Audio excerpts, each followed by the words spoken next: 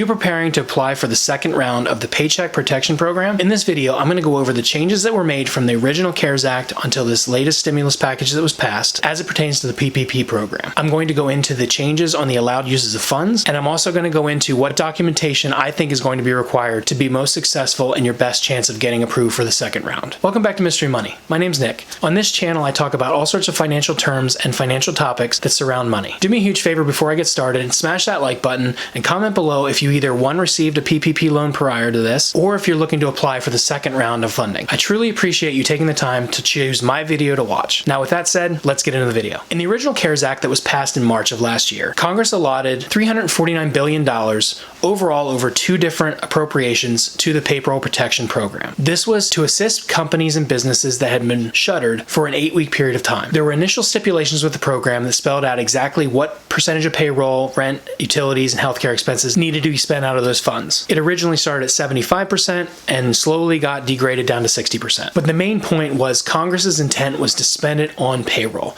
to keep people employed or at least pay them during the 8-week period to help the economy limp along. One thing that wasn't addressed in the CARES Act when it was originally passed was the taxability of these funds. When it was originally passed, the IRS and Congress collided on the language in the bill.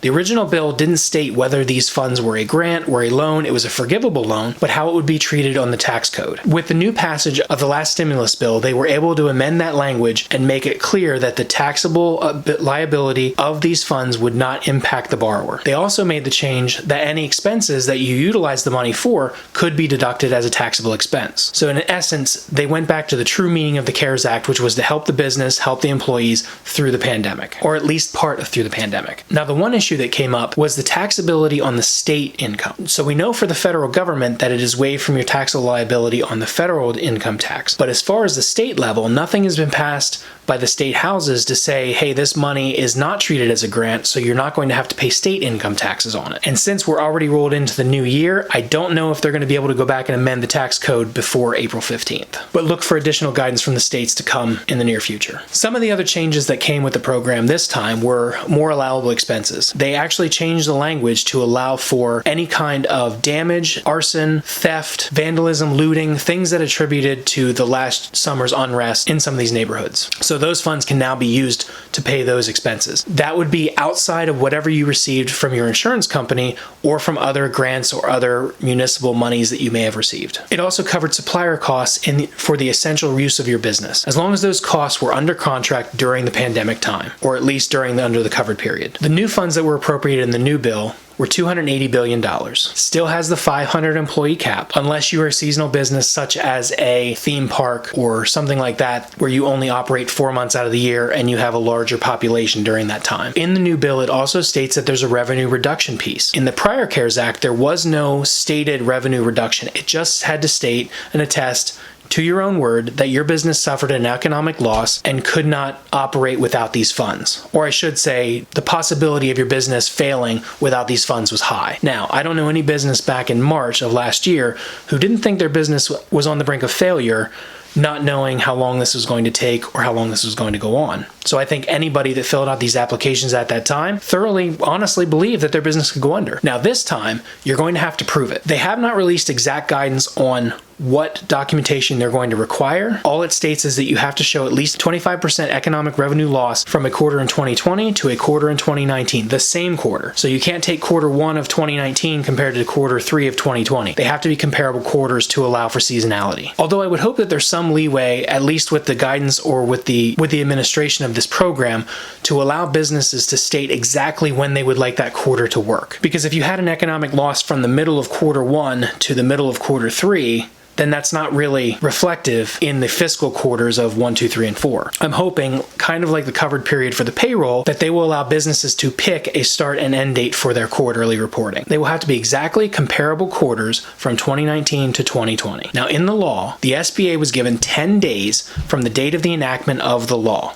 Now, it doesn't say 10 business days or 10 working days or 10 calendar days, so that's open to interpretation. But the 10 days states to the implementation of this act. Banks and other lending institutions are on high alert right now because they have no idea when this process is going to open, when the SBA is going to say, hey, the portal's open Friday, or hey, the portal's open Monday. Last time around, the SBA opened a portal on Friday. There were some banks, some large banks, that jumped on it and were taking applications on that day. I know most of the other banks waited till at least the following Monday, possibly Tuesday, because they had to make sure their systems were intact in order to receive all this information. Now, what you can do in the meantime, contact your accountant, your payroll company, or dive into your QuickBooks reporting. Make sure you know where to find the reports, whether it's through your accountant or through your QuickBooks, to compare the quarters you need to show the economic loss. I believe the key to this process is going to be documentation, because the faster your loan officer or whoever's reviewing your package that goes to the SBA, the faster they can get from start to finish and verify your numbers and verify that you had an economic loss, the quicker that package goes to the SBA and the sooner your money gets funded. Most of the businesses that I helped on the round one had their loans easily forgiven as long as they had quality information. As long as they could show from ADP, QuickBooks, payroll companies, whatever, the exact amount of money that they used and where it went, and they had matching bank statements to back it up, they were the easiest ones to get forgiven. They were also the easiest ones to go through the process because it didn't take someone a long time to verify their information. They could match it up. It was laid out to them on a plate saying, here's exactly what I need, and it sped up the process. Get familiar with QuickBooks. If you know how to pull a profit and loss statement, pull a comparable, pull exact quarters to exact quarters, pull individual dates. If you need from March 15th to June 15th, pull that. However you need, try and get as much information as you can. The worst case is you're going to kill some trees. The best case is you're prepared when that portal opens to get your information in there. 2, keep in touch with your contact. I hope that you were able to go through a local bank, local credit union, or someone that you can actually physically talk to a person or have their number to contact, because that's going to be your best chance of getting the best information from them. I know me personally, I'm on the phone with my customers daily, or at least once every couple of days, updating them on where we are in the process, what they may need, potential pitfalls to look for, and whether they're going to apply. Because I'd like to know in my head roughly how many of my customers are in dire straits that need the money. If you can do me a favor and have some patience, because all of us that are in this process have day jobs also that we are required to do. So this is just another task added on to us. Again, I don't mind. I love what I do. I love helping small businesses. I love helping my customers, and a lot of them I see as friends. So for me, it's not extra work. It's just also frustrating when I don't control the process. And when you have a government organization such as the SBA in charge of the process, it slows everything down. Just know that we are doing absolutely everything we can to get you through this process, to get you the money as quickly as humanly possible. I wish you the best of luck in all your businesses. I hope if you need the money, you can get it as quickly as possible, and we can get back to normal as soon as possible. If there's anything I can do or help with, contact me in the comments below, send me an email. I just opened a Discord below. Jump in there, ask me any business questions you want. Some of the ones I'll be able to answer in that I can't answer on YouTube, or any other topics you may be interested in. Thanks again for taking time to watch this video. Until next time, have a great day.